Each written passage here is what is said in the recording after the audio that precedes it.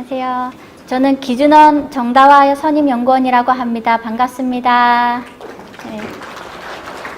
너무 많이 찾아주셔가지고 일단 감사드리고, 첫 1교시랑 2교시 같은 경우에는 지금 개정 리스트의 대부분을 좀 아마 전달이 됐을 거라고 생각이 됩니다. 지금 3교시 같은 경우에는 사실 기타 내용이라고 되어 있기는 한데, 전대 리스랑 판매후 리스랑 그 다음에 이제 경과 규정 같은 경우에는 이제 실무적으로 다들 관심이 좀 많으신 부분입니다. 그리고 제가 이제 리스 제공자 회계 처리 같은 경우에는 거의 뭐 바뀐 것이 없다라고 많이 전달이 됐을 텐데, 그 중에서 특히 좀 유의하셔야 되는 부분 위주로 좀 설명을 드리도록 하겠습니다. 먼저 저희가 이제 리스 분류라는 표현을 많이 사용하는데, 이 표현이 조금 생소하실 수도 있어가지고 좀 설명을 드리면은, 운용 리스, 금융 리스를 나누는 것을 보고 리스 분류라고 표현을 하고 있습니다. 기존에는 저희가 이제 이렇게 리스 제공자한테 뭔가 건물 같은 거를 리스를 했을 때, 현행 리스 기준서에서는 금융 리스랑 운용 리스로 나눠서 리스 이용자와 제공자가 모두 인식을 하고 있었습니다. 근데 앞에서 이제 들으신 내용을 좀 복습하는 차원에서 다시 설명을 드리면은, 개정 리스에서는 이제 리스 이용자는 더 이상 금융 리스랑 운용 리스라는 표현을 사용하지 않고 사용권 자산과 리스 부채라는 표현을 사용하고, 그리고 이제 자산과 부채를 모두 인식해야 되고, 그 다음에 이제 단기 리스나 소액 리스 같은 면제 규정들이 있습니다. 리스 제공자 입장에서는 그대로 금융 리스, 운용 리스가 있는데 조금 바뀐 부분이 있습니다. 이 부분에 대해서 설명을 간단하게 드리면은, 리스 정의, 리스 개설 직접 원가, 리스 변경 요구사항, 이런 것들은 사실 리스 이용자에서 이미 다 설명이 된 부분이고 공통적으로 다 변경된 부분입니다. 그런데 이제 오른쪽에 있는 부분 보면은 전대 리스랑 리스 제공자 공시, 이 부분이 특히 이제 제공자 입장에서 좀 바뀐 부분이고 좀 유의하셔야 될 부분이 있기 때문에 이 부분 위주로 설명을 드리도록 하겠습니다. 그 다음에 이제 저희가 리스 제공자 회계 처리는 사실 요게 16에서의 이슈는 아닌데, 많이들 실무적으로 질문도 하시고 어려워하시는 부분이라서 복습 차원에서 다시 한번 설명을 드립니다. 예를 들어서 저희가 이제 리스 제공자와 리스 이용자에서 운용 리스랑 금융 리스를 판단할 때 제일 먼저 많이 이제 얘기가 나오는 것이 위험과 보상을 누가 보유하고 있냐라는 얘기를 하고 있습니다. 위험과 보상을 제공자가 계속 가지고 있다라고 하면 운용 리스로 회계 처리를 하고, 만약에 위험과 보상이 이용자한테 이전이 됐다, 그렇게 하면 금융 리스라고 저희가 회계 처리를 하고 있습니다. 여기서 이제 주의하실 부분이, 금융 리스 예시나 지표가 이 다음 장에서 자세하게 설명이 될 텐데 항상 결정적인 것은 아니라는 겁니다. 예를 들어서 하나의 예나 하나의 지표가 해당한다라고 해서 이것이 무조건 금융 리스다라고 하지는 않고 전반적으로 고려를 해야 되는데, 이게 여러 요소들을 봤을 때 금융 리스 성격도 있고 운용 리스 성격도 있고 다 혼재돼 있네, 무엇을 우선으로 봐야 되지라고 했을 때 위험과 보상의 대부분을 이전하지 않는다는 점이 분명해야만 운용 리스로 판단을 해라라는 뜻입니다.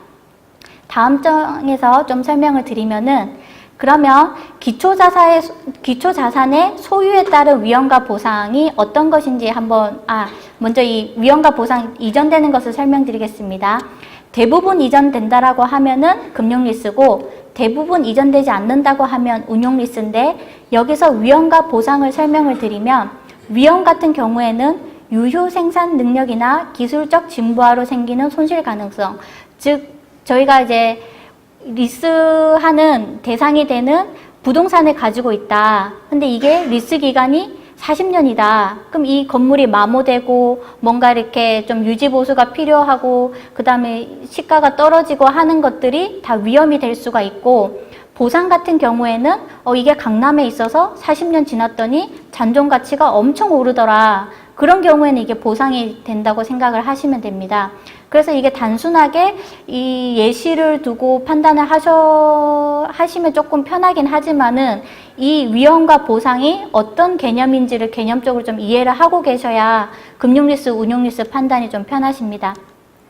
자, 그래서 이제 금융리스 예시는 기초자산의 소유권 이전, 영가매수 선택권, 리스기간, 리스료의 현재 가치, 특수한 기초자산인가, 다들 아시는 이런 부분들이고, 그 다음에 이제 지표로 얘기되는 게 리스 이용자가 리스를 이제 해지했을 때 제공자가 부담해야 되는 리스 그 해지 손실까지 다 부담을 하느냐, 그리고 잔존가치의 공정가치 변동을 이용자가 다 부담을 하느냐, 그리고 영가 리스료로 갱신할 수 있냐, 이런 거를 이제 주로 판단을 하시면 됩니다. 그 다음 이제 운용리스로 봐야 하는 예가 소유권을 공정가치로 이전한다. 보통은 저희가 이제 소유권 이전 가치를 정액으로 딱 정해놓고 계약을 하는 경우가 많은데, 그게 아니라 그때 당시 시가로 한다라고 한다고 하면은 사실 리스 제공자 입장에서는 이 리스 이용자한테 파나 아니면 그때 가서 다른 제3자한테 파나 전혀 다른 게 없기 때문에 자기한테 위험과 보상이 없기 때문입니다. 그래서 이런 경우에는 운용리스로 판단을 하는 예시입니다. 그리고 변동리스료로 인해서 위험과 보상의 대부분을 이전하지 않는 경우, 이거는 이제 한국에서는 그렇게 흔하진 않는데 어떤 경우가 있냐면은 이제 부동산 같은 경우에 물가 상승률로 연동하는 리스료를 이제 받기로 한다. 그리고 이게 이제 대부분 다 물가 상승률 반영해서 이제 리스료가 되니까 제공자 입장에서는 이 사람하고 20년 동안 물가 상승률이 반영되는 매년 이 변동하는 리스료를 받는 거나 아니면 뭐 2년 이 사람이랑 하고 2년 뒤에 또 다른 사람한테 주든지 아니면 자기가 쓰든지 그렇게 하는 거랑 비교를 했을 때 자기가 전혀 위험과 보상을 지는 게 없다라는 뜻입니다. 이 반대 케이스를 보면은 40년이나 20년 장기로 리스 계약을 맺었는데 정액으로 맺었다. 그럼 물가 상승률은 계속 오르는데 리스료는 정액이니까 제공자 입장에서는 손실이 있을 수도 있고 이익이 있을 수도 있는 거죠. 그래서 그 차이를 한번 생각해 보시면 되겠습니다. 그 다음에 이제 자주 이제 저희한테 하시는 질문 중에 하나가, 이게 좀 퍼센테이지 관련해가지고 어떻게 판단을 해야 되냐라는 질문을 많이 해주시는데, 사실 일반 기업 회계 기준 같은 경우에는 좀 적용하시기 편하시라고, 예를 들어서 이제 대부분은 뭐 90% 이상이다. 그 다음에 이제 상당히 확실한, 요거는 이제 잘 나오지 않는 표현이고 상당 부분 같은 건 리스 기간 판단할 때인데 75%다. 이런 식으로 좀 이렇게 퍼센테이를 좀 주고 있습니다. 근데 이제 IFRS에서는 사실 이렇게 주는 것이 좀 오히려 리스의 판단에 대해서 좀 명확하지 않은 부분이 있다. 예를 들어서 대부분이라고 할 때 90%랑 89%랑 뭐가 다르냐? 이 89%라고 해서 운용리스고 91%라고 해서 금융리스냐? 그건 아니라고 보기 때문입니다. 그래서 이게 실무적으로는 그런 지표를 뭐 퍼센테이지를 조금 활용하실 수는 있지만 이게 무조건 여기에 따라서 무자르듯이 적용하시기는 좀 어렵다는 것을 좀 주의해 주시면 될 것 같습니다. 그 다음에 이제 좀 질문이 오시는 게, 금융리스의 예시 중에 영가매수 선택권의 행사 가능성이 현행 리스에서는 거의 확실한 이라는 표현을 썼는데 바뀐 리스에서는 상당히 확실한으로 변경됐습니다. 이게 어감으로만 보면 거의 확실한이 더 높아 보이는데 이게 개정 갭 차이인가요? 라고 질문이 많이 왔습니다. 이 결론부터 말씀드리면은 영문은 똑같습니다. 근데 이제 기준원에서 저희가 이제 번역을 좀 이렇게 개정을 하다 보니까 이게 상당히 확실한으로 하는 것이 맞다. 왜냐하면 이제 거의 확실한은 virtually certain이라고 다른 표현을 또 저희가 쓰는 게 있기 때문에 좀 이렇게 변경이 됐고, 요 표현이 상당히 확실한이 리스에서 한 번 더 나오는데 연장 선택권이랑 종료 선택권을 행사할 가능성이 상당히 확실한 이란 표현이 나옵니다. 현행 리스에서도 아마 연장 선택권이 나올 텐데 그때도 이 거의 확실한 이란 표현을 썼었거든요. 그래서 이 부분이 지금 이제 번역만 바뀐 부분이다 라고 생각하시면 될 것 같습니다. 자, 그리고 이 부분은 이제 토지와 건물 관련해서 리스 제공자의 회계처리인데, 사실 기존에는 토지 관련해가지고 리스가 리스 이용자 입장에서는 굉장히 중요했습니다. 예를 들면은 국가산업단지에 50년 동안 공장 토지를 사용할 수 있는 계약을 체결했다라고 했을 때 리스 이용자 입장에서는 이게 금융리스인지 운용리스인지 굉장히 중요했던 했었는데 지금 이제 개정 리스에서는 사실 이용자 입장에서는 사용권 자산 부채 다 잡으니까 이게 크게 이제 금융 리스냐 운용 리스냐가 중요하지 않긴 하지만 조금 유의하실 점이 있어가지고 제가 설명드리겠습니다. 제공자 입장에서 봤을 때 제가 예시를 하나 들어가지고 설명을 드릴 텐데 혹시 다음 주 다 추석에 이제 고향 방문하시죠? 예를 들어서 제가 할머니 댁에 갔는데 뭔가 문서를 발견했습니다. 옛날 임금님이 우리 조상님한테 99년 동안 토지 사용을 해주겠다 이런 문서를 발견했습니다. 이거를 보고 역사를 좋아하시는 분은 전시과, 공음제 뭐 이런 거 생각하시는데 그런 거는 잠시 조금 접어두시고 이거를 그 다음에 이제 좀 현실적으로 생각하시는 분들은 이 토지가 어디 있는지 봐야 되겠다. 그 다음에 이 종이가 오래됐으니 진품 명품에 나가야 되겠다 생각을 하실 텐데 저희는 지금 회계를 배우니까 요거를 보는 순간 생각해야 될 게 금융 리스냐 운용 리스냐 요거를 먼저 생각하셔야 되겠죠. 그래서 999년 동안 내가 리스를 제공한다 라고 했을 때 이걸 어떻게 판단해야 되는가. 그러면 물론 요 이제 문서는 제가 이용자 입장이긴 하지만 만약에 저희가 999년 동안 리스를 제공한다 하는 입장일 때는 어떻게 해야 되는가. 이거는 소유권 이전이 없더라도 사실 이 정도 긴 기간이면은 거의 위험과 보상이 대부분 이전되는 거 아니냐라는 게 사실 개정 기준서 BC에 언급이 되고 있습니다. 근데 여기서 조금 좀 판단이 필요한 사항이 여기서 이제 전제로 하는 것은 잔존 가치가 그 시점에 그렇게 크지 않을 거라는 가정입니다. 근데 이제 저희 한국 같은 경우에는 요새 부동산 가격 보면은 지역에 따라서 편차가 크죠. 만약에 이런 토지가 강남에 있다라고 했을 때는 999년 이후에 토지가 엄청 비싸기 때문에 잔존 가치가 엄청 비싸기 때문에 사실 이게 999년 동안 쓴다라고 하더라도 999년 현재 가치로 땡긴다고 하더라도 이게 결코 작은 금액이 아닐 수가 있습니다. 근데 그런 경우가 아니라 저기 시골의 토지다라고 했을 때는 999년 뒤에 토지 잔존 가치를 현재 가치로 땡겼을 때는 정말 미미한 금액이다. 그래서 이거는 거의 네가 다 쓰는 것과 똑같은 거다. 이렇게 이제 얘기를 하고 있습니다.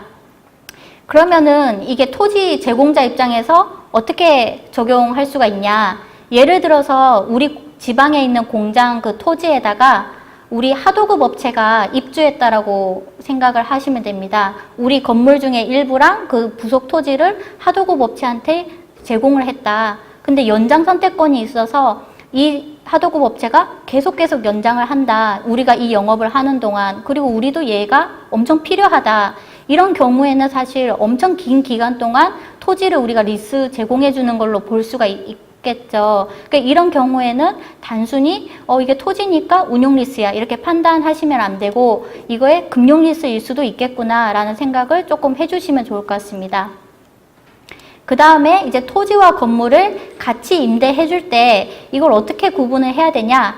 이제 토지 같은 경우에는 사실 운용 리스일 가능성이 좀 높고 건물 같은 경우에는 이게 금융 리스일 가능성도 좀 높은 편이죠. 토지에 비해서 상대적으로. 그래서 각 요소를 분리를 해서 이게 금융 리스냐 운용 리스냐를 따져야 되는데 만약에 이게 이렇게 배부하기가 어렵다. 그런 경우에 토지가 상대적으로 좀 중요하지 않다면 건물이랑 토지를 다 합해가지고 하나의 단위로 처리를 할 수 있도록 얘기를 하고 있습니다. 그래서 이런 부분도 한번 생각해 보시고 그 다음 토지랑 건물이랑 각각 나눴을 때 이 리스료를 어떻게 안분을 해야 되냐. 그거는 이제 15에서와 조금 비슷하게 상대적인 공정가치에 비례해서 리스료를 배분하시면 됩니다. 그 다음에 이제 저희가 좀 많이 궁금해 하시는 부분 중에 하나가 전대리스인데 이게 조금 바뀐 부분이 있습니다. 전대리스 같은 경우에는 표현이 좀 어렵긴 하지만은 저희가 먼저 건물주로부터 20년 동안 건물을 리스하기로 했고 이 건물을 다른 이용자 제3자한테 15년 동안 다시 빌려주기로 했다. 이런 경우에 우리는 리스 이용자이면서 그 다음 중간 리스의 제공자가 되는 겁니다. 이때 기존에는 사실 우리가 제3자한테 빌려준 15년과 그 다음에 이 건물의 경제적 내용 연수인 40년을 비교했습니다. 그러면 상대적으로 약간 운용 리스로 갈 수 있는 확률이 높았는데 지금 변경된 거에서는 이 40년이랑 15년을 비교하는 게 아니라 20년이랑 15년을 비교합니다. 즉 우리가 빌렸던 그 기간 중에서 얼마를 밑에 다른 사람한테 빌려주냐 그거를 비교하기 때문에 약간 금융리스로 분류될 가능성이 조금 높아졌습니다. 그리고 예외사항이 있는데 예를 들어서 우리가 내가 이 리스 계약을 연장할 생각이 없어. 1년 단위로 체결됐어. 그래서 나는 이거 단기 리스로 보겠다 했는데 밑에 하위 리스는 장기 리스 20년 이렇게 하면 말이 안 되기 때문에 상위 리스를 단기 리스로 했으면 하위 리스도 운용 리스로 보셔야 됩니다. 그리고 두 번째가 이게 리스 기간과 상관없이 이제 소액 리스를 적용을 상위 리스에서는 만약에 전대 리스가 예상된다면 소액 리스를 적용하지 마라. 왜냐하면 소액 리스를 적용하면 여기서는 이제 사용권 자산이랑 부채를 안 잡고 있는데 밑에 전대 리스 관련해서만 뭔가 잡히면 이게 앞뒤가 안 맞기 때문에 이 경우에도 주의하셔야 됩니다.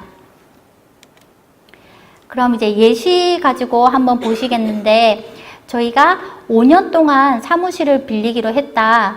이 2년은 내가 썼는데 지내다 보니 이 건물이 마음에 안 들어서 남은 3년은 다른 사람한테 다시 빌려주고 싶다. 그럼 이 비교해야 될 게 3년 중에 3년이니까 금융리스겠죠. 그리고 여기서 회계처리는 일반적인 그 금융리스 제공자 회계처리처럼 우리가 금융리스를 하면 내가 가지고 있던 관련된 자산을 없애고 그 다음에 리스 채권을 잡죠. 그래서 기존에 우리가 갖고 있던 거는 사용권 자산이니까 사용권 자산을 없애고 리스 순투자, 즉 리스 부채를 인식하면 됩니다. 근데 주의하실 점은 리스 부채는 계속 남아 있습니다. 왜냐하면 우리가 건물주한테 돈 주기로 한 거는 없어지지가 않았기 때문에 그 부분에 대해서는 리스 부채를 계속 인식을 하고 우리가 밑에 하위 리스한테서 받을 돈이 있기 때문에 리스 채권을 인식하고 각각에서 리스 비용, 이자 비용과 금융 수익을 인식하시면 됩니다. 주의하실 점이 이 두 개를 상계하시면 안 됩니다. 사용권, 이 리스 부채랑 리스 순투자를 상계할 수 있는 경우는 금융상품 상계 요건을 충족해야만 상계를 할 수가 있습니다. 왜냐하면 우리가 그 건물주한테 리스료 주는 의무랑 우리가 이 밑에 하위 리스 이용자한테서 이 리스료 받을 권리랑은 사실 별개인 경우가 대부분이거든요. 그렇기 때문에 이런 경우에는 상계를 해서는 안 됩니다. 옆에 사례를 보시면은 이제 똑같이 리스 기간은 5년인데 저희가 처음 2년만 다른 사람한테 빌려주기로 했다. 그럴 때 5년 중에서 2년만 판단을 하기 때문에 이게 운용 리스입니다. 요때는 회계 처리가 상대적으로 좀 간단한데 기존의 그 상위 리스와 관련해서 했던 회계 처리는 그대로 유지하시고 이제 하위 리스와 관련해서 감가상각비랑 이자 비용 인식하시고 그 다음에 이제 리스료 수익 인식하시면 됩니다. 그러면은 이제 말씀드릴 부분은 금융 리스 인식과 측정입니다. 이 부분은 기존 이제 현행 리스랑 크게 바뀐 점은 없는데 제가 저기 빨간색 표시해 놓은 부분이 개정된 부분 좀 주의하실 부분입니다. 리스 총투자라는 표현이 있는데 이게 리스 제공자 입장에서 얼마나 받을 수 있냐 현재 가치 생각 안 하고 내가 받을 수 있는 총 금액이 얼마냐라고 생각하시면 됩니다. 여기서 이제 리스료랑 무보증 잠정가치 두 가지를 받을 수 있는데 고정 리스료 같은 경우에는 이제 정액으로 월 10만 원 이렇게 정해진 금액을 얘기합니다. 근데 이제 개정 리스에서 조금 더 얘기하고 있는 부분이 실질적 고정 리스료라는 표현이 있습니다. 이건 어떤 게 있냐고 하면은 보통 쇼핑몰인데 우리 이제 주변 거기 쇼핑몰에 입주한 그 상인한테 우리 매출액에 연동해서 리스료를 받기로 했다. 근데 최소 리스료가 얼마다. 너 100만 원은 꼭 내고 그 이상으로는 매출액에 연동해서 줘 라고 하면 여기서 말하는 100만 원이 실질적인 고정 리스료입니다. 그래서 이 부분만큼은 리스 채권 계산하실 때 꼭 포함하시라고 이제 명시적으로 얘기를 하고 있고 지금 현행 리스에서는 사실 이 부분에 대해서 명시적으로 얘기는 안 하고 있는데 이게 그럼 갭 차이냐라고 했을 때 갭 차이라기보다는 기존에도 이런 개념이었어야 하는데 기준서상 명확히 말을 안 했을 뿐이다. 이렇게 지금 보고 있는 것 같습니다. 그 다음에 이제 두 번째가 변동리스료인데 이 변동리스료 같은 경우에는 기존에는 다 이 리스 채권 계산할 때 빼라고 얘기를 했습니다. 근데 이제 개정되면서 조금 주의하실 부분이 지수나 요율에 연동하는 경우에는 충분히 예상이 가능하니까 리스 채권 계산할 때 다 집어넣으라는 얘기입니다. 이 지수나 요율 연동하는 거는 앞에서 조금 설명드린 거랑 좀 비슷한데 물가 상승률에 연동하는 거 아니면 뭐 금리 인상률에 뭐 연동하는 거 뭐 이런 식으로 어떤 지수에 연동하는 경우에는 다 변동리스료 중에 리스 채권에 포함해야 되는 요소입니다. 나머지는 이제 좀 보시면 이제 다 받을 수 있는 금액을 넣어라 좀 이해가 가실 거고 얘를 내재 이자율로 할인한 것이 수취채권, 즉 리스 순투자가 됩니다. 그래서 이 리스 순투자, 수취채권을 일정한 기간 수익률로 계산을 하면은 금융수익을 인식할 수가 있고 그 다음에 이 수취채권 같은 경우에는 사실 금융상품이랑 거의 유사하기 때문에 IFRS 9에 따라서 재고와 손상을 평가하셔야 됩니다. 이때 조금 주의하실 부분이 사실 무보증 잔존가치 같은 경우에는 추정이랑 판단이 좀 많이 들어가기 때문에 매 결산기 말에 추정 무보증 잔존가치를 정기적으로 검토를 해야 됩니다. 그래서 이 부분만 조금 유의해 주시면 될 것 같습니다. 그 다음이 이제 금융리스의 변경인데 앞에 이제 양정아 팀장님 강의 시간에 리스 변경에 대해서 많이 좀 강의를 들으셨을 것 같습니다. 큰 개념에서는 동일한데 이제 제공자 입장에서는 금융리스냐 운용리스냐가 리스 변경 때문에 바뀌는 경우가 생기기 때문에 좀 더 부가적으로 설명을 하고 있습니다. 그래서 이게 별도의 리스로 봐야 되는 경우는 리스 범위가 확장, 즉 우리가 한 층만 빌리기로 했는데 한 층 더 추가하기로 했고 그 다음에 리스 대가의 증액, 그렇게 해서 돈을 좀 더 많이 개별 가격으로 더 많이 받기로 했다. 이런 경우에는 얘를 별도의 리스로 봐야 된다라는 겁니다. 이게 15 개념이랑 좀 비슷해서 그거 생각하시면 좀 편하실 것 같습니다. 근데 만약에 이게 하나도 충족하지 않는다, 한 개라도 충족하지 않는다라고 했을 때는 한 층 더 추가했는데 돈을 더 개별 가격에 해당하는 금액을 받지를 않거나 아니면 돈만 더 받고 층을 더 추가하지 않거나 하는 경우에는 별도 리스가 아닙니다. 이럴 때는 만약에 이런 변경이 최초 리스 약정일부터 있었다라면은 내가 운용리스, 금융리스 판단이 바뀌었을 거냐, 그거를 먼저 판단을 해보시고 만약에 그렇다라고 하면 얘는 그 순간부터 새로운 리스로 보셔야 됩니다. 근데 그런 게 아니다라고 했을 때는 요 앞에서 이제 요 순치 채권, 리스 순투자가 그 금융상품과 좀 비슷하다고 말씀드렸죠. 그래서 단순히 이게 금액 추정이나 그런 게 좀 측정이 바뀐 거다라고 봐서 9을 적용하시면 됩니다. 그래서 변경되지 않은 기존 리스는 기존 리스 원래대로 회계 처리하고 이제 만약에 별도 리스로 본 게 있다라고 하면은 다른 새로운 리스랑 동일하게 회계 처리하시면 됩니다. 운용리스 입장에서는 이게 수익은 정액 기준으로 인식을 하고 다른 체계적인 기준이 있으면 그 기준을 따라야 됩니다. 그리고 비용 같은 경우에는 감가상각비나 손상 등 같은 경우에는 다른 기준서를 적용해서 비용으로 인식하고 리스 개설 직접 원가가 있다라면은 기초자산 장부 금액에 가산을 하시고 그 다음 리스 기간에 걸쳐 비용으로 인식합니다. 리스 개설 직접 원가 중에 이제 예시로 대표적인 게 부동산 수수료, 그 다음에 그 특정 자산을 계약하기 위해서 법률 자문 검토를 한 경우, 그리고 그런 경우에는 그냥 정말 우리가 이제 계약서 찍을 때 법률 자문 검토한 경우, 이렇게 직접적으로 이게 계약이 없었다라면은 일어나지 않을 법률 수수료를 말하는 거겠죠. 그런 게 있다면 기초자산 장부 금액에 가산을 하고 리스 기간에 걸쳐 비용으로 인식하시면 됩니다. 리스, 운용 리스의 이제 변경 같은 경우에는 변경 유효일부터 새로운 리스로 처리를 하시고 운용 리스의 표시 같은 경우에는 기초 자산의 특성에 따라 재무상태표에 운용 리스 대상 기초 자산을 표시하셔야 됩니다. 그 다음 리스 제공자의 회계 처리에 대해 설명드리겠습니다. 사실 지금 이 계정 리스가 개정된 사유 중에 가장 중요한 게 정보 이용자 입장에서 충분한 정보를 얻을 수 없다라는 게 사실 개정 취지였습니다. 그래서 이제 어떤 금융 컨설팅 같은 거를 제공하는 업체에서는 이제 운용 리스랑 금융 리스를 따로 구분하지 않고 둘 다 뭐 금융 여신이랑 똑같이 판단을 해서 그렇게 회계 처리를 그렇게 분석을 한다든지 재무 구조를 분석을 한다든지 이런 경우가 많다라고 글로벌적으로 이제 얘기가 돼서 그래서 이제 리스 이용자 입장에서는 운용 리스, 금융 리스 나누지 말고 다 사용권 자산이랑 부채를 잡으라 이렇게 얘기를 하고 있거든요. 그러면서 이제 얘기가 된 게 지금 현행 리스 기준서에서는 이용자가 원하는 정보가 너무 없다. 제공자 입장에서도 얘가 무슨 자산을 제공을 하고 리스를 제공하고 있는지 이게 연가매수 선택권이 있는지 없는지 도저히 알 수 있는 방법이 없다. 그래서 그거를 공시를 해달라라고 요구를 하고 있습니다.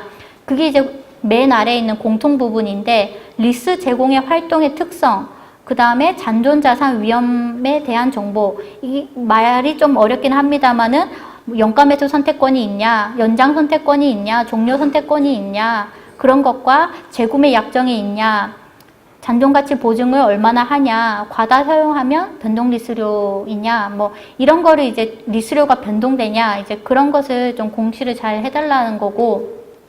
그리고 이제 금융리스랑 운용리스로 나눠서 보면은 제가 빨간 표시해 놓은 부분이 개정된 부분입니다.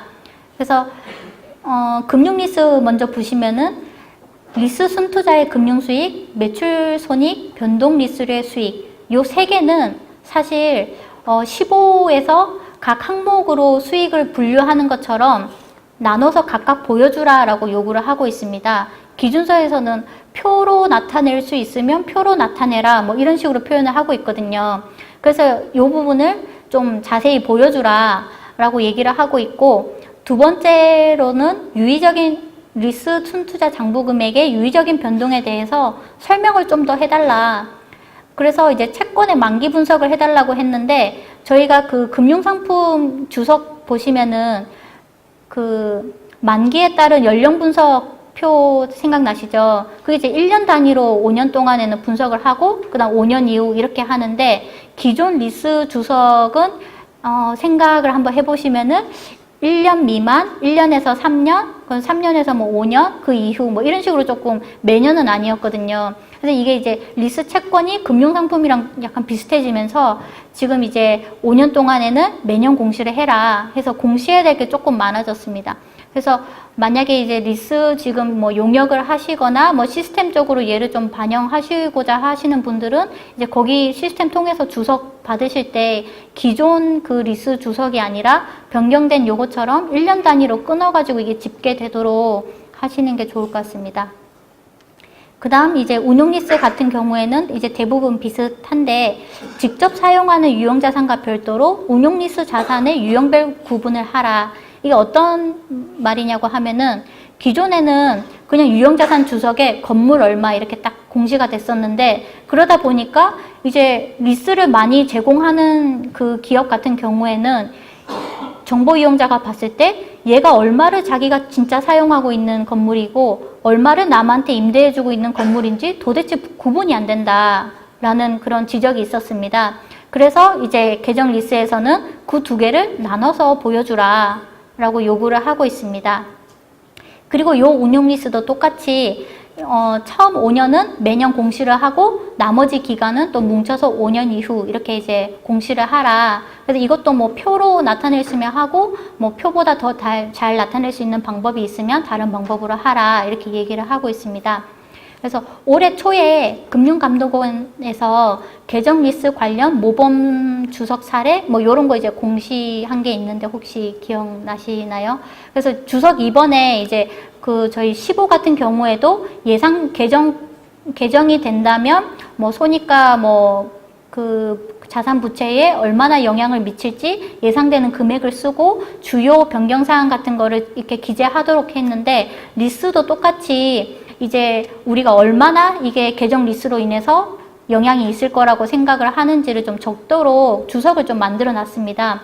근데 거기 이제 보면은 기존의 운용 최소 리스료가 얼마고 그걸 이제 기재하도록 돼 있거든요. 이용자 입장에서는 이제 그런 걸 기재하도록 돼 있는데 이제 그런 모범 사례를 내기 전에 금융감독원이랑 그다음 뭐 기준원이랑 다 해가지고 지금 이게 이제 개정 리스가 도입되면은 영향이 얼마나 되냐, 기업들 영향이 얼마나 되냐, 그 부분이 첫 시간에 오소라 연구원님이 이제 그 강의하신 도입부에 있는 부분이거든요. 산업별로 뭐 항공사나 그다음 이제 소매업 중에 리테일 관련된 데는 영향이 클 것이다. 뭐 이렇게 이제 뭐 자산이 몇 프로 늘어나고 뭐 이런 거 표 보신 기억이 있을 텐데.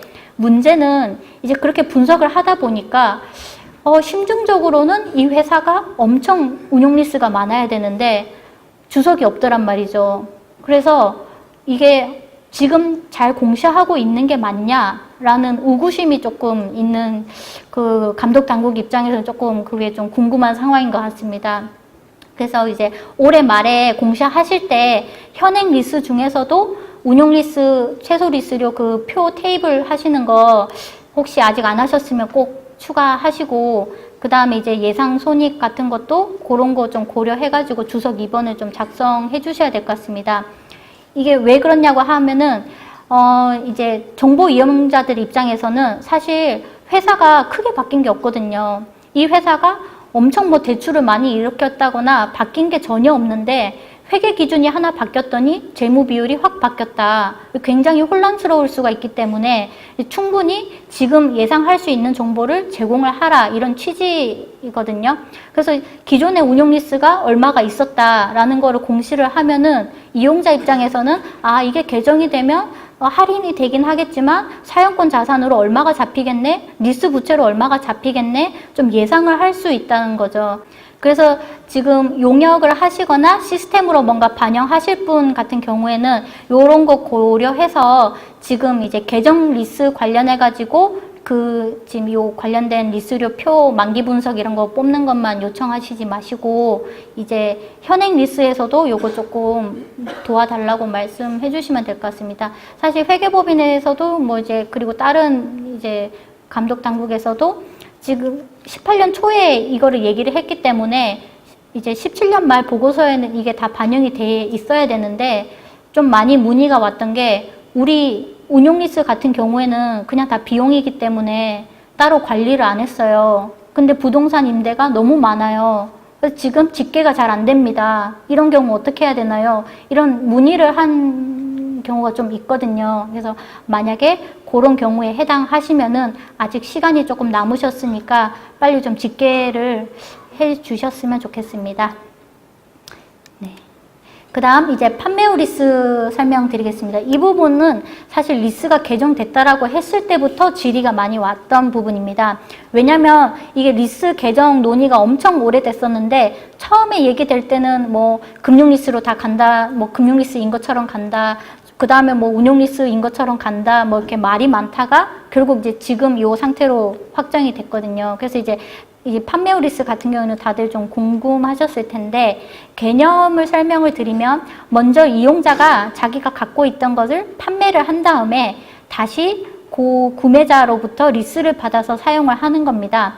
여기서 이제 많이 질문을 하시는 부분이 어떤 기준서를 먼저 적용해야 되냐? 수익 기준서냐? 리스 기준서냐? 왜냐하면 사실 기준서 상으로 보면은 현행 기준서에서 굉장히 헷갈리게 돼 있습니다. 그래서 많은 그 회계사들도 질문을 많이 하시거든요. 왜냐하면은 현행 기준서 상에서는 판매후 리스를 언급하고 있는 곳은 여기밖에 없습니다. 유형자산에서 판매후 리스의 처분 시점은 이 17호 리스를 적용한다 라고 얘기를 하고 있기 때문에 아 그러면 이거 이제 그냥 금융리스, 운용리스만 하면 되나? 라고 생각을 했는데 중간에 보면 이 해석서가 하나 더 있습니다. 이 해석서에 따르면은 모든 위험과 보상을 보유하고 있는지를 따진 다음에 실질적으로 봤더니 네가 계속 갖고 있는 거다. 그리고 행사가 거의 확실한 옵션이 있다. 그럼 이거 리스가 아니다. 리스가 아니면은 이거는 그냥 담보부 차입이다. 이렇게 이제 가는 거죠. 그러다 보니까 이제 저 해석서에 대한 부담이 좀 커서 저 이제 유형자산 기준서에 따라서 금융리스, 운용리스만 판단하면 안 되냐 이런 이제 질문이 많이 오는데 사실 해석상으로 생각을 할 때는 저 위에 이 해석서를 먼저 적용하는 게 맞습니다. 이 위에 해석서를 적용하면 과거 수익기준서인 그 1018호의 수익인식 기준에 따라서 위험과 보상이 모두 이전됐는지를 따라서 이거를 판매 후 리스를 먼저 판단하시거든요. 계정리스에서는 이거를 조금 이제 좀 논란을 좀 쉽게 하기 위해서 15를 먼저 적용하라 이렇게 얘기를 하고 있습니다. 그럼 이제 저희가 궁금한 게 똑같이 됐으니 갭 차이가 없는 거 아니냐 라고 생각을 할 수가 있는데 회계 처리 상으로는 조금 다른 부분이 있습니다. 왜냐면 이제 이게 판매가 됐다라고 하면은 기존에는 어떻게 보면 all or nothing 이라고 해서 전부 다 판매를 했거나 하나도 판매를 안 했거나 이렇게 보면 되는데 이 계정 리스에서는 사용권 이용자면은 운용 리스라도 사용권 자산을 잡아야 되기 때문에 그만큼은 네가 이전 안 한 거야. 그럼 나머지 부분만 이전했다라고 해서 수익을 잡아야 돼 라고 얘기를 하고 있습니다. 그래서 이제 부분적으로만 수익을 인식해야 되고 판매가 아니게 되면은 전체가 다 담보부 차입인 것처럼 가야 됩니다. 그래서 이제 판매가 아닌 경우에는 라인을 적용해서 금융부채로 인식을 하고 그 다음에 이제 구매자도 그냥 돈 빌려준 거다라고 판단을 하시면 됩니다. 그래서 이제 기존에 같은 경우에는 이게 공정가치로 판매를 했냐 안 했냐 뭐 그런 거 따라서 금융리스인 경우에 이거를 손익을 이연을 하고 뭐 이런 거 이제 많이 검토를 하셨을 텐데 이제 계정리스에서도 비슷한 내용이 있습니다. 판매 금액이랑 시장 조건을 비교해가지고 판매 금액이 더 작다. 그런 경우에는 리스료의 성급이다. 판매 금액이랑 시장 조건을 비교했을 때 판매 금액이 더 크다. 추가 금융이다. 이게 어떤 의미냐고 하면은 너 시장 가격만큼만 받고 건물 팔아야지 왜 더 많이 받았어? 네가 리스하면서 그랬구나. 더 많이 받은 거는 너 돈 빌린 거야. 이게 이제 밑에 추가 금융 얘기고 시장 조건으로는 10억 받아야 되는데 너 판매하면서 9억밖에 안 받았네? 왜 그래? 1억은 리스료 성급이구나. 이렇게 지금 보고 있습니다. 그래서 이제 이 조정하는 거는 좀 더 쉽게 산정할 수 있는 기준에 따라서 측정을 하는데 판매 대가와 공정가치의 판매 대가의 공정가치와 그 자산의 공정가치의 차이로 구하시거나 아니면 계약상 지급액의 현재 가치와 시장 리스료의 현재 가치로 구하시면 됩니다. 그러니까 공정가치랑 공정가치를 비교하시거나 리스료랑 시장 리스료를 비교하시면 됩니다. 그래서 요게 이제 기준서 사례가 있는데 요거를 보시면은 조금 더 와닿으실 것 같습니다. 먼저 일단 15호에 따른 판매는 충족한다라고 가정을 하고 이거를 봤을 때 매각 금액은 200만 원인데 매각 시점 공정가치는 180만 원이다. 20만 원만큼 돈을 더 받고 팔았네요. 그 다음에 매각 시점의 장부 금액은 100만 원이다. 이렇게 했을 때 공정가치를 초과해서 받은 20만 원은 왜 더 받았을까? 돈을 빌린 거다. 이렇게 보고 있습니다. 그래서 이제 연간 리스료의 현재 가치를 구하면은 지금 연간 리스료는 12만 원씩 받기로 했으니까 현재 가치로 땡기면은 145만 9,200원입니다.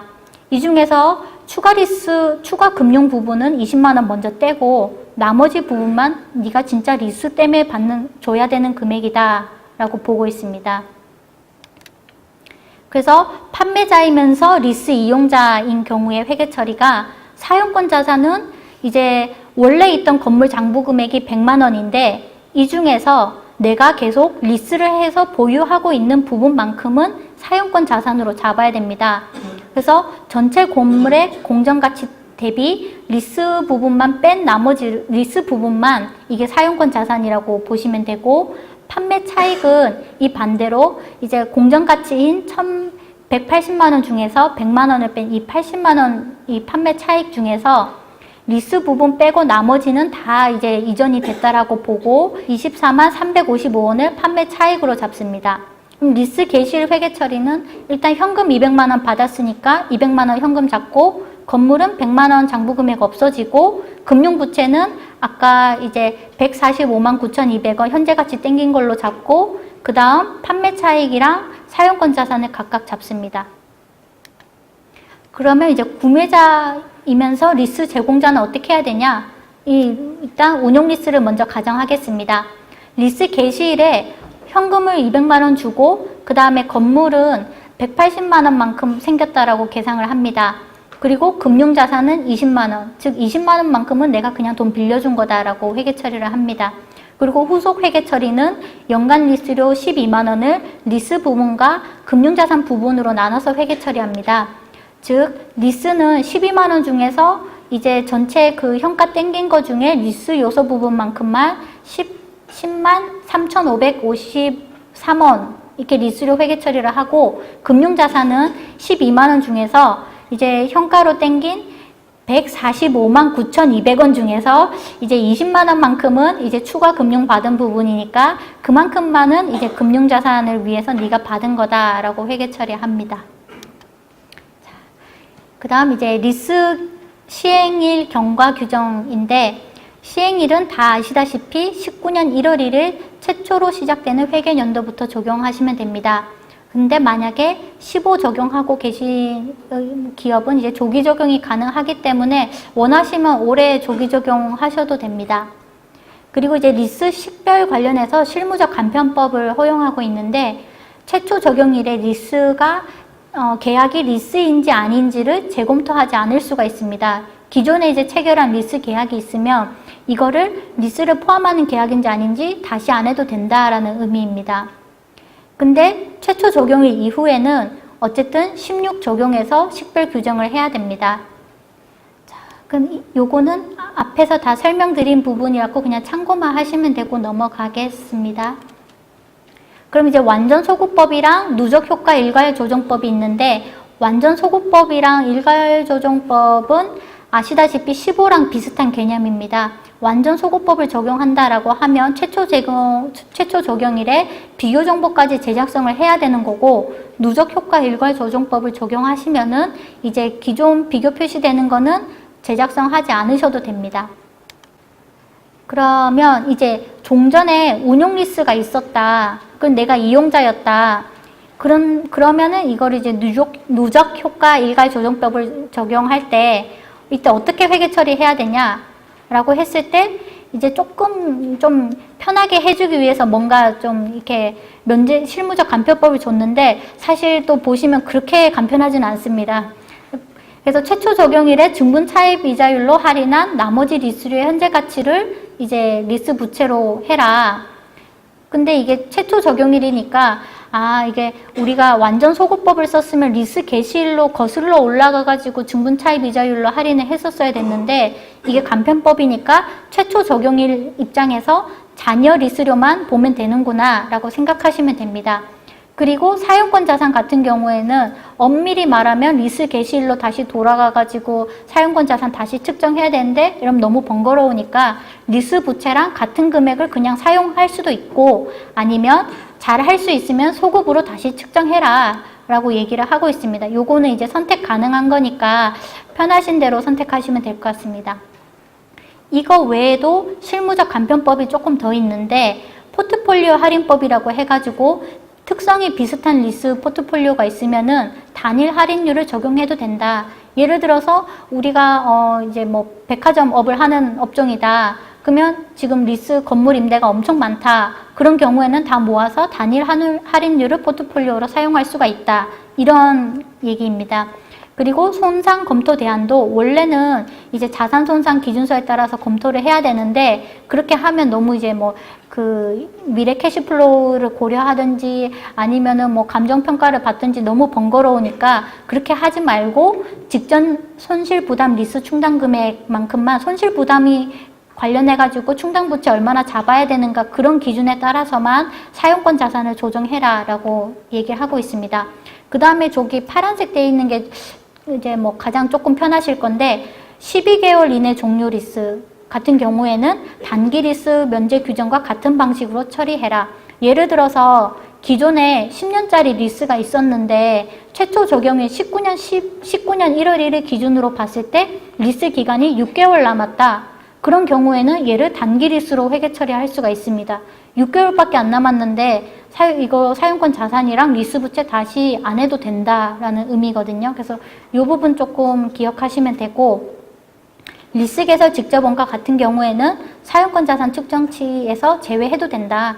옛날에 지급한 부동산 수수료 따라가기 어려우니 반영하지 않아도 된다. 이런 얘기입니다.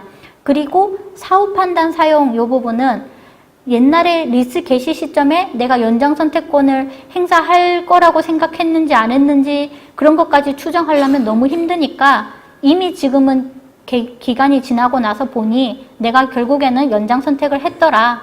그러면 지금 기준으로 그냥 사후 판단하라. 이 얘기입니다. 그리고 금융리스 이용자 입장에서 말씀드리겠습니다. 금융리스 이용자 입장에서 최초 적용일에 사용권 자산이랑 리스 부채 장부 금액은 기존에 이미 측정한 게 있다 보니 그거를 일단 그대로 사용해도 된다라고 얘기하고 있습니다. 근데 그 다음에 나오는 얘기가 최초 적용일부터 16을 적용해서 리스 회계 처리. 그럼 이게 해라는 말이냐 안 해라는 말이냐 좀 헷갈리실 텐데 요 밑에를 보시면 될 것 같습니다. 이제 기존 리스와 개정된 리스에서 리스 부채는 어떻게 달라지냐? 금융리스 이용자 입장에서 이때 달라지는 부분은 아까 설명드렸던 듯이 변동 리스료 중에서 지수나 요율에 따라 달라지는 변동 리스료를 포함하냐 안 하냐 이 부분이 지금 달라지고 있습니다. 그리고 잔존가치 보증 같은 경우에도 좀 달라지긴 하는데 이 부분은 크게 중요하지 않을, 실무적으로는 많이 없을 것 같고, 예를 들어서 기존에는 우리가 리스 부채 계산을 할 때 물가 상승률 이런 것도 변동 리스료니까 리스 부채에는 포함 안 했다라고 했는데 개정 리스로 바뀌었더니 이제는 요거 관련해 가지고 리스에 포함이 되네. 그럼 최초 적용 시에는 리스 부채에 얘가 포함이 안 됐지만 그 다음 결산할 때는 포함이 돼야 되겠죠. 그 의미입니다. 그 다음 달라지는 리스료 범위를 사용권 자산과 리스 부채 측정치에 언제부터 반영해야 되냐. 이제 제가 말씀드린 것처럼 리스 부채 재측정해야 될 때, 기존 할인율을 사용해야 될 때, 이제 요때 잔존가치 보증에 따라 지급해야 될 것으로 예상하는 금액의 변동이 있는 경우나 아까 설명드렸던 듯이 지수나 요율이 달라지는 경우에는 그때부터 요거를 반영해가지고 16에 따라서 해라. 이 의미입니다. 그 다음 제공자 입장에서는 어떻게 달라지냐. 요거는 전환 시점에 조정할 필요가 거의 없다. 왜냐하면 제공자 입장에서는 갭 차이가 거의 없으니까. 근데 다만 주의해야 될 점이 중간 리스 제공자 전대 리스에서는 이게 바뀌었으니까 이거는 좀 조심해야 된다. 금융 리스냐 운용 리스가 바뀔 수가 있다. 그 다음 이제 금융 리스 제공자 입장에서 리스 순투자는 그러니까 리스 채권이죠. 리스 채권은 기존 리스랑 개정 리스랑 어떻게 다르냐? 당연히 변동 리스료 요 부분이 달라지겠죠. 근데 이거를 언제부터 반영해야 되냐? 앞에서는 달라질 때 반영하라고 돼 있는데 리스 채권은 사실 재측정 규정이 없습니다. 그래서 이게 의도한 갭 차이냐, 의도한 차이냐, 갭 차이는 아니죠. 그러니까 이제 리스 제공자랑 리스 이용자랑 이 재측정하는 게 여기 다른데 이게 의도한 차이냐 아니면은 하다 보니 이 부분을 빠뜨린 거냐. 사실 여기에 대해서 지금 의견이 분분한데 지금 저희가 ISB랑 이 부분 관련해 가지고 얘기를 하고 있습니다. 어쨌든 지금 이제 문맥상으로는 리스 채권 같은 경우에는 재측정 규정이 없습니다. 그래서 일괄조정법 사용했을 때 기존의 금융리스 금액 갖고 왔다면은 약간 그대로 갈 가능성이 높은 거죠. 현재까지는 그렇습니다. 자, 그 다음에 이 부분이 사실 많이 놓치시는 부분인데 판매 후 리스 경과 규정입니다. 자산 이전이 판매인지는 사실 15에 따라서 요구사항을 봐야 되는데 기존에 이미 판매 후 리스를 했으면 재검토하지 않아도 됩니다. 라고 안내를 많이 드렸더니 이제 일부 기업에서는 기존에 있던 판매 후 리스는 그대로 놔두시는 경우가 있습니다. 근데 기존의 판매 후 리스 같은 경우에라도 이게 판매 후 운용 리스다 라고 하면 다른 운용 리스랑 똑같이 사용권 자산이랑 이제 리스 부채를 적용을 하셔야 되겠죠. 근데 그렇게 안 하고 단기 리스나 소액 리스처럼 기존의 판매 후 운용 리스인 거를 그대로 비용 처리하시거나 이런 분들이 있으셨는데 질문이 온 적이 있었는데 이 부분은 조금 이렇게 조심하셔야 될 것 같습니다. 그래서 자녀 판매 차익이 있다면은 금융 리스 같은 경우에는 리스 기간에 걸쳐서 상각을 하면 되고 판매 후 운용 리스 같은 경우에 자녀 이연차 손익이 있으면은 사용권 자산에서 조정하시면 됩니다. 저희가 리스 정착 지원 TF를 하고 있습니다. 거의 매월 하고 있는데 사실 지금 홈페이지에 게시된 거는 한 3회차인가 4회차밖에 안 됩니다. 근데 저희가 지금 한 7회차까지 진행을 했는데 아직 게시 안 된 부분은 조금 이견이 있거나 좀 더 파악해야 될 부분이 있어서 아직 올라가지 않고 있습니다. 그래서 이게 계속 주기적으로 업데이트 될 예정이니까 그 부분 꼭 확인 부탁드립니다. 그리고 혹시 궁금한 게 있으면은 저한테 주셔서 저나 다른 우리 리스 담당자한테 주셔서 정착 TF 안건으로 다뤄주십사 하고 얘기해 주시면 저희가 다뤄주겠습니다. 감사합니다.